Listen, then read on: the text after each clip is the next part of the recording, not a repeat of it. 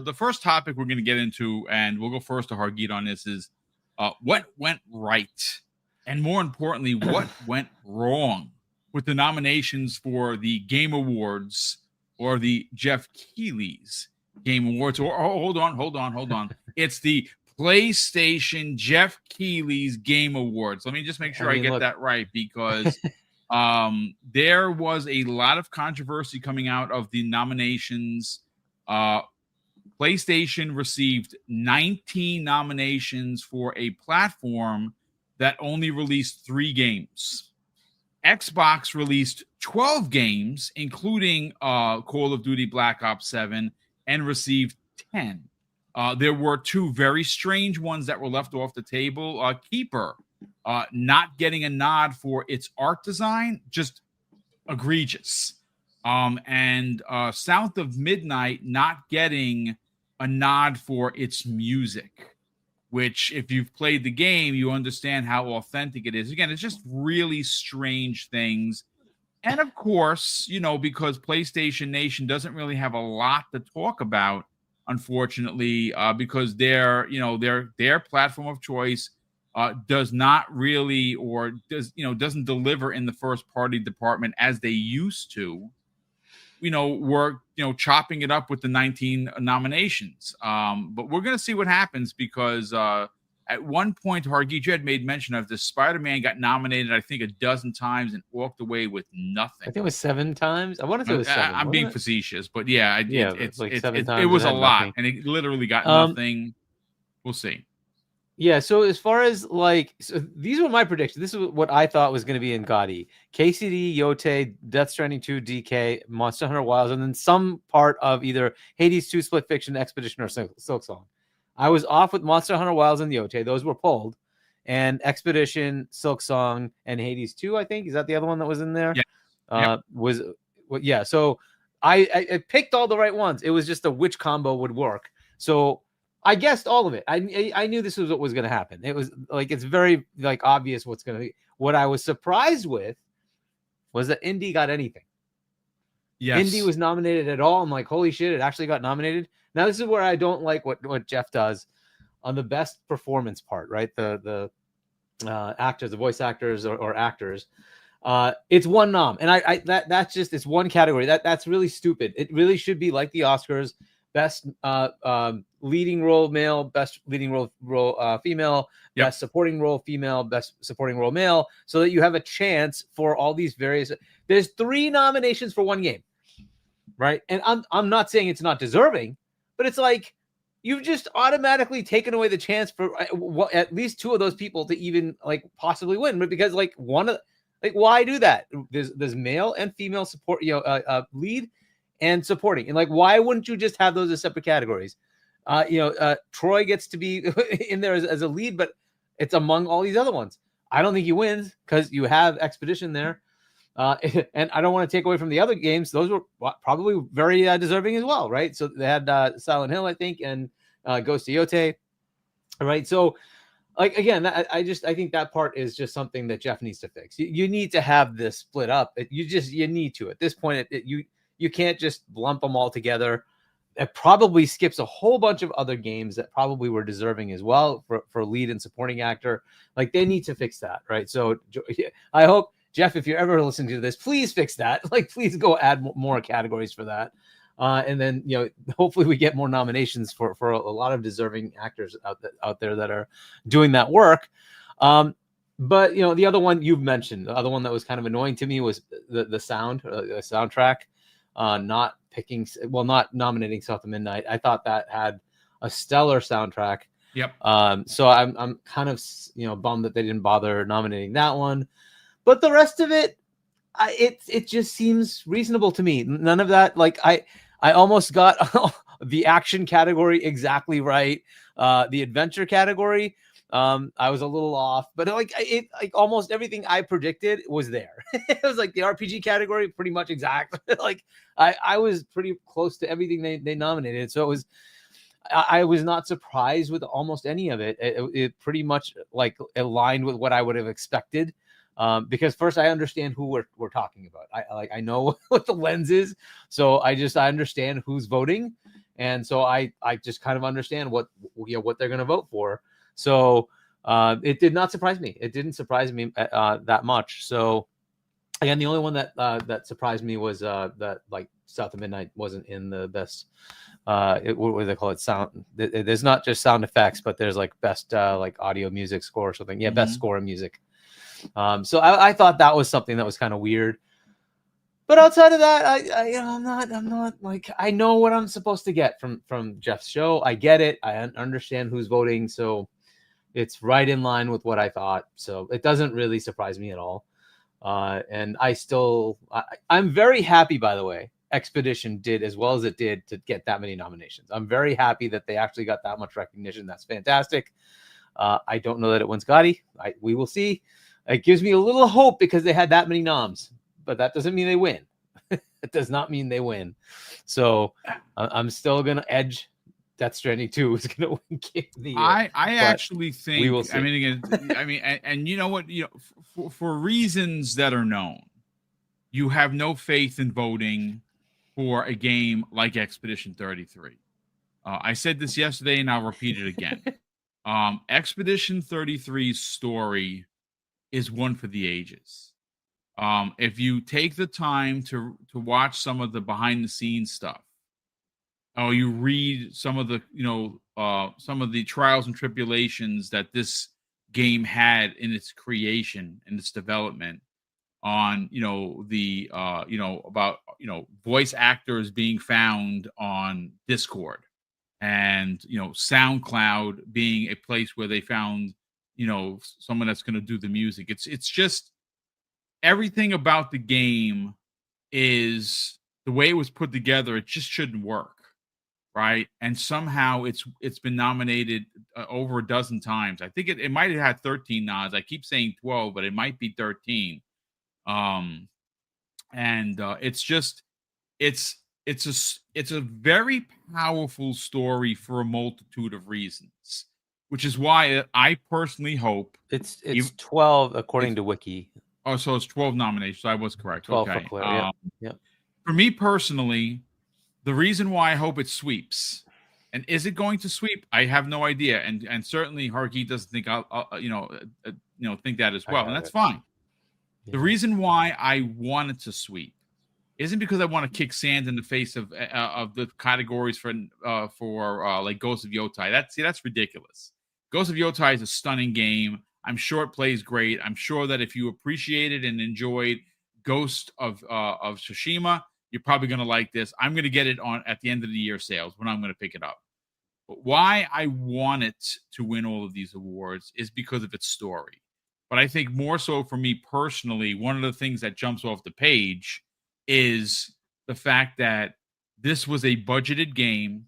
This was a developed game at AA. And I think ultimately what it does is it does put AAA development on notice that you can come in with a smaller budget. You can deliver an incredible experience like it has. And I think ultimately the cherry on top of this for Sandfall and the gang is the fact that this was an Xbox Game Pass. And when it was, and if you guys remember, because I remember the commentary, folks, I don't really keep receipts, so I don't know. I don't remember who said some of the things I'm about to repeat, but there was a lot of pushback. Oh, just another, turn-based RPG from a French developer that we never heard of, right? I mean, that's the commentary that you got by some of these illiterate bastards on social media. And did you look see at the it now. thing that It's Alex put out?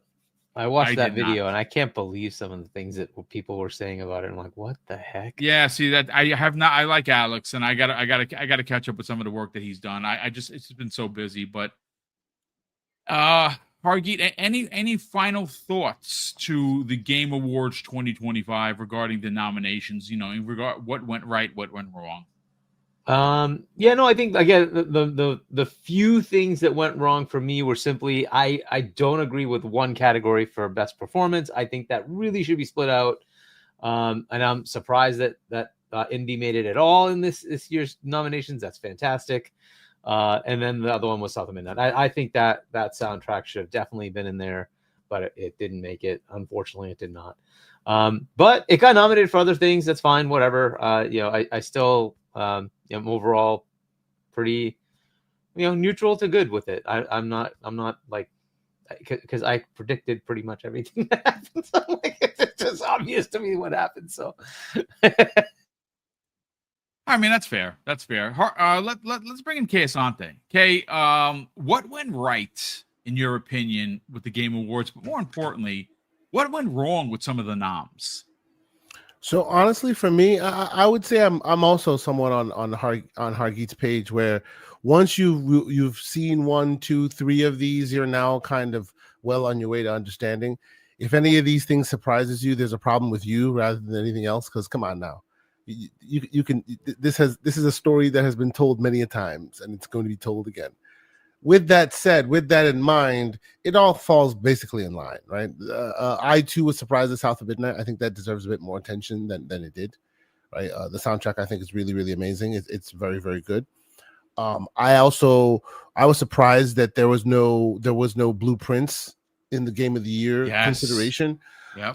I would think that. So for me, I usually think that if you watched enough of these, right, there's usually the one that's going to win, and you know that one, what that one is before you even jump into it. But then there are those that are nominated, and usually the nominations includes one indie you didn't know you wanted, and chances are it's nominations what puts it over the top and gets it in the zeitgeist and gets people talking, stuff like that, right?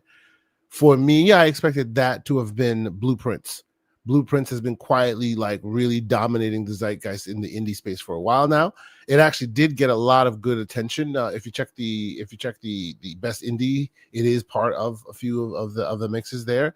But I expected that to reach into like the Game of the Year category, and this time it didn't look like it did that, right? It looks like maybe they hedged their bets with like Expedition 33, which technically is an indie itself, right? So we'll see how that shakes out. But all of that is just table stakes to say, right? I have a bigger problem with the way this system works, and every year we can shake our fist in the air and do all that, right? And then ultimately we're just there to watch it for the trailers, which is what's going to happen this time around, right? So I'm not gonna like yell too loudly, and by and large he's gonna put on a good show like he does every year, and then give short shrift to the developers while saying he's there to champion gaming. It is what it is. You know what I'm saying? So I don't think it's anything right or wrong at this point for me. If like South of Midnight did get that nomination of the soundtrack, or if we did see, if it fell on the side of merit, that would be the surprising part for me at this point. I mean, again, I said it in the beginning, but one of the shocking ones, and you know what, let me bring up the tweet here because I had sent it over to you as well, Kay. And this, Chaos Lounge is a good friend of the show. He's been on the channel, on the panel many, many, many times. And somebody had actually put out a tweet that says, "I'm at a loss for words to describe the visuals in Keeper.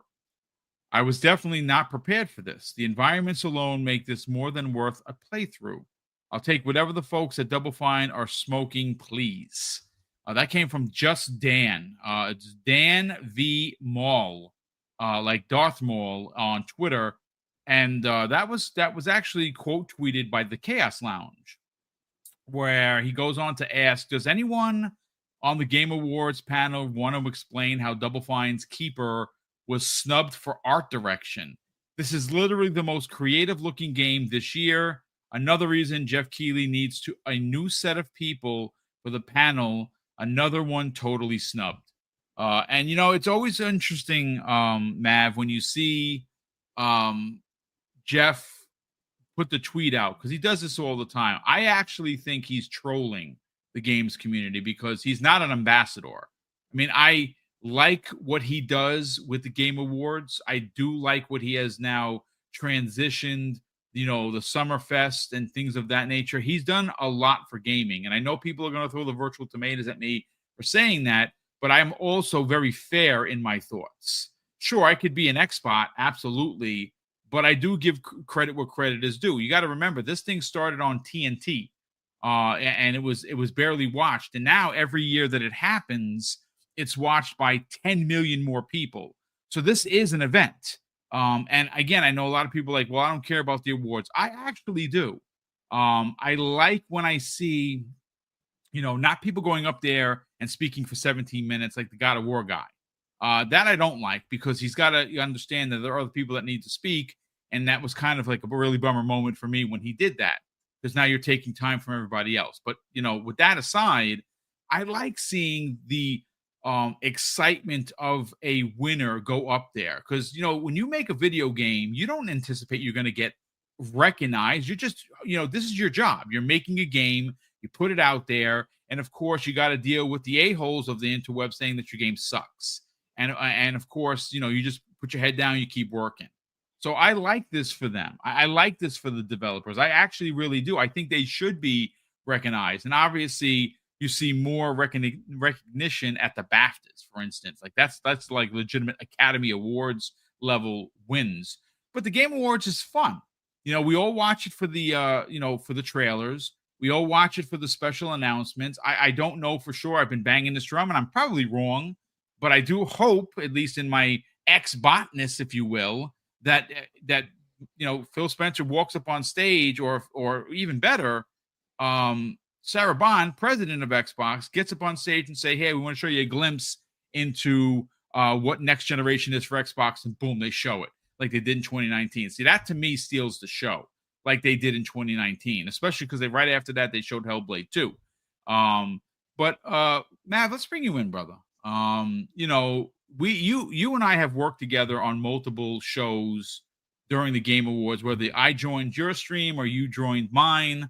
This year, I'm not covering it live. I'm going to simply just watch as a fan from my couch, and I'm going to talk about it on Breakfast at Boom, which is the Friday morning after. But for you, Mav, what went right with the Game Award nominations, and more importantly, what went wrong? Well, I think overall, like, this is one of the least egregious years for the Game Awards compared to more recent years. However, that's not saying much, right?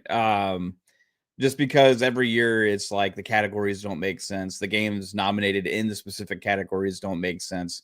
However, for the specific Game of the Year category this year, there's not necessarily one that's like, what the heck is that game doing there? Like usually happens. I would say if I was to pick one that kind of doesn't feel like it belongs in that, would be Death Stranding. And I think that's just kind of like the Kojima bone that he's throwing every year to Kojima. And maybe is deserving of it, but I just based on like community reaction and how hyped certain games got this year and the amount of people that love certain games, I would think something like you had mentioned was Blueprints could have been there. I would say Arc Raiders actually has become one of the biggest games this generation in a short time, taking massive player base away from other black hole games into something that continues to break records the longer it's out, which is not something that is usual for these kind of games. So, and I think Arc Raiders, I think it only was nominated for one category. I think one. I think it got one. Yeah. Nod.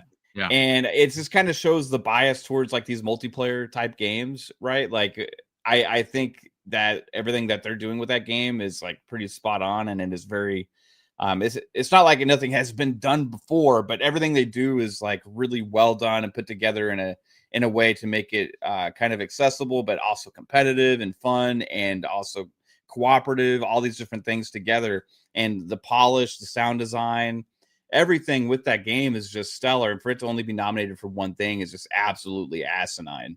The other main takeaway I have, or two takeaways I have from the nominations is, why is there a fighting game category this year in general? Like, we didn't even have like a major fighting game release. Like 3 of the 5, I think, fighting game nominations were collections Or like or remasters. Yeah. Like, Yeah, like right. what is the point in even taking up a spot? Like, hey, Mortal Kombat collection, Capcom fighting collection. I mean, Virtua Fighter 5 again. Let's like vote for those for the best fighting game of the year. That's just stupid. Who wants to even watch that get an award? Like, why? Those games are so old. they're all so old, and like they have to have a whole category for these old ass games that just have like remasters or collections. Like, if you want to do stuff like that, have a separate like remaster, remake, or like retro category or something like that. That would make sense, but don't throw all these like old collections and stuff into category. There's no justification for that to even exist this year. And the other main takeaway that I have is again, like, even like the system is flawed, and I think part of it is because games journalists are the people voting for this in all the categories. I'm not saying it'd be any better with fans, but there has to be some kind of system that's better than what's going on, because the games journalists have no originality. They don't even put any damn thought process into what goes into what categories. Like, you have the first 5 or 6 categories, all the big ones, right? You have the game of the year, art direction, audio design, sound, game direction, all that. It's like pretty much the same 7 games, just rehashed all throughout those.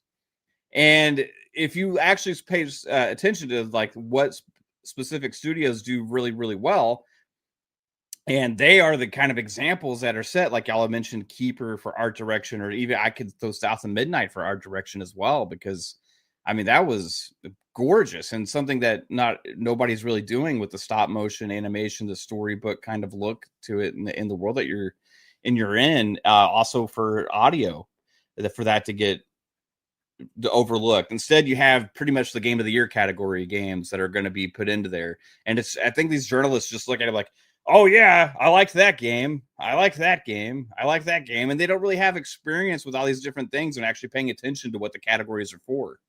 So, yeah, I think they need to look at who the panels are, who's voting, what the processes are for them voting, instead of just like willy-nilly pick whatever that floats their fancy for the categories. Other than that, like I said, less egregious year than recent years, because the other years were so ridiculous that it's just doesn't even make any sense whatsoever. But this isn't why we watch the Game Awards.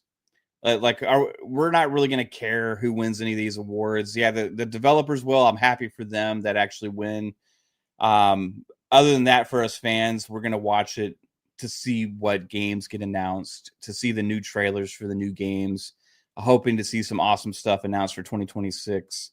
And that's really what I'm excited for when we watch this show. And they've had really big announcements in recent years, so I kind of expect the same. Yeah, I mean, I think everyone has really knocked it out of the park. It's just, and again, this is not me bitching or crying about it. Look, at the end of the day, I play on all 3 consoles. But, some of the talk that's come out of the community, and again, we don't throw anybody under the bus here, has been a lot of the anti-Xbox community touting the 19 nominations.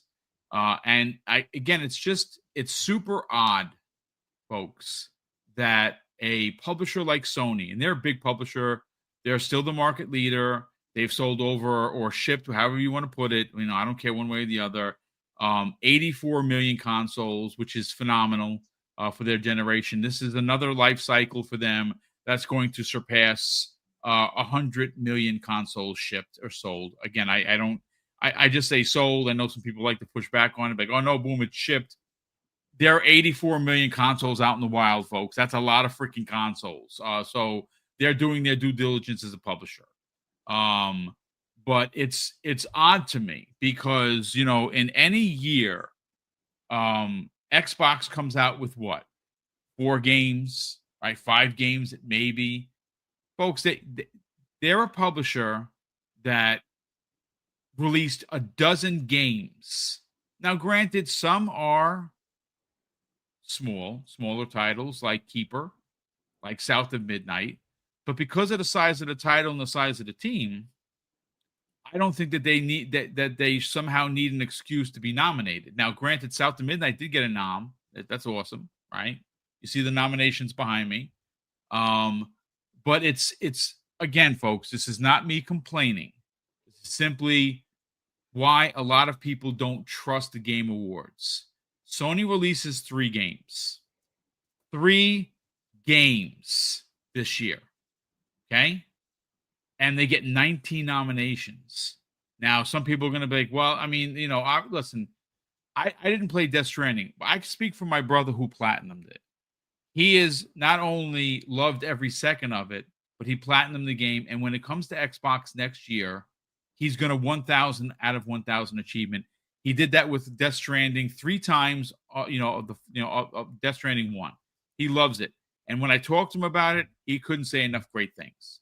So I'm looking forward to it. I very much enjoyed Death Stranding 1. I didn't know I was going to until he actually gifted me a copy, and I put 60 hours into it. Now, I didn't beat it, but I very much enjoyed it. I actually enjoyed the non-multiplayer of Death Stranding because obviously, you shut your shut your system down, you come back tomorrow, and there are all kinds of things built for you by someone you're never going to meet. It's really cool. So I'm very much looking forward to Death Stranding 2.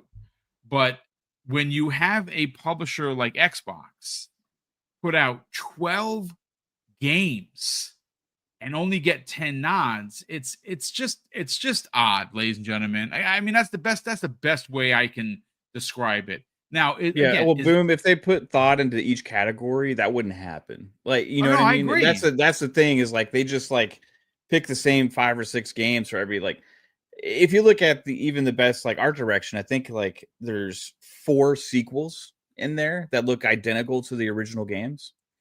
Yeah. So is that doing anything new or different or exciting? Or is it just more of the same that we've had? I'm not saying that those games don't look great, but like you got, I think Hades 2 and Silksong were both in there, and now those are great looking indie games. But to be honest with you, there's 50 other indie games that look very similar to Silksong and also Hades. So what is they doing that is extremely special in art direction that is much different from a lot of the indie community? Now they maybe are a standard that others try to meet there, but it's not necessarily like something original or different or it's super exciting. It's just like, hey, it's a really good, well-made, a polished indie game that is a darling. And for those to be like Death Stranding 2 was in the best art direction category as well as Ghost of Yote. Now, yeah, those are great looking games, but what is special and unique and original and different and pushing things forward compared to other things that are doing something really creatively with the art direction there? Like there's no like actual thought process that goes into these voters when they're actually looking at the specific categories. And that's why you have like Sony or somebody that put out like 2 games, get 19 nominations, because it's like, hey, we'll just put them in every freaking category. It just doesn't make sense. Yeah, I mean, look, I want to read the games that came out for Xbox, and then we're gonna move on, folks, because again, I'm not gonna beat a dead horse over this. Listen, the nominations are the nominations. It just is what it is. But I mean, so you're gonna get somebody to listen to this podcast say, well, they're all half-baked Xbox games. No, no real quality. Well, starting from start to finish, you had Avowed, South of Midnight, the Oblivion remaster or remake, Towerborn, for instance. Now, that may not be everyone's game, but that game is really good. Doom, the Dark Ages, right? Again, I talked about this the other day. I said maybe it wasn't Doom enough for some people. I freaking loved it. Tony Hawk's Pro Skater 3 and 4, and again, really, really good work. Grounded 2, still in preview, but a game that came out from a publisher that put out 3 games this year, by the way, in the form of The Outer Worlds 2, Avowed, and Grounded. Like, I can't believe that this studio is not going to get recognized as publisher or not publisher, developer of the year. They put out 3 games, right? I mean, that's just insane kind of work. Now, Gears of War Reloaded, I have a lot of problems with that game. Yes, it's good. It's not great. It's done in Unreal Engine 3, which is not what I really wanted. I wanted the original done in Unreal Engine 5, same way Oblivion was, where you got an actual old game to look really super new. I enjoyed it. I played through it. You know what I'm saying? I'll be honest with you. If it didn't release, I'd have been okay with it. Because it's not what I really wanted from from that team. This is not a remaster that I really wanted because it didn't look that great. So I'll give that smoke. But Keeper is a game. Yep, it's an 8-hour game with no dialogue, with a lot of sound, gorgeous, incredible, vistas that you see, claymation in a way that you don't. Again, it's one of those games you don't get very often. But when it comes out from that studio, this is a Tim Schafer joint. Like this is what Double Fine does, and it's artistic and it's different and it's weird and it doesn't look like everything else. Now, I'm not saying it should automatically get the nod because of that, but I mean, folks, pick up the controller, play the game. How does that not get art direction? It's fine, whatever. Ninja Gaiden 4 did get nominated. It is a phenomenal action game, hard as hell, to be honest with you. And maybe because my old man skills aren't as good as they used to. But okay, great. So The Outer Worlds 2 gets a nod for game for RPG of the year. I think that unfortunately, and I say unfortunately because my 2 games of the year are kind of battling back and forth right now. And it's not Expedition 33, but that's not because the game doesn't deserve it. It's because I, as a player, only put about 8 or 10 hours into it. I have to go back and finish it. And Black Ops 7, to round out the 12 games. Black Ops 7 multiplayer is phenomenal. The single player, I've heard a lot of really wacky things. No pausing. If you wait too long, you get booted. There's no checkpoints. I don't know if they can fix that with some sort of an update, but that is not really that good. But depending on who you are, do you really play Call of Duty for a single player? Well, some people do. I used to. Now I'm addicted to multiplayer. It's crazy. And again, like I said, maybe half the games I just mentioned, chat, are not for you. And that's understandable because not every game is for every gamer. You've heard me say that a bazillion times. But I mean, come on. This list of games from Xbox Game Studios that published all of these games, they all could be in a category one way or another. And again, it's not me bitching. Again, the nominations are the nominations. I just find it odd. And you know what? I blame myself because you said it, Mav. I think Asante said it. And I believe even Hargeet made mention of it. This is what you expect because it is the Geoff Keighley Game Awards. And ultimately, that means it's the PlayStation Game Awards. And you know what? Again, I'm always hoping for change, but I'm always disappointed. And maybe I'm the fool. Maybe I'm insane because you know what they say about insane people? They keep doing the same thing, hoping for a different outcome. Well, that's probably me.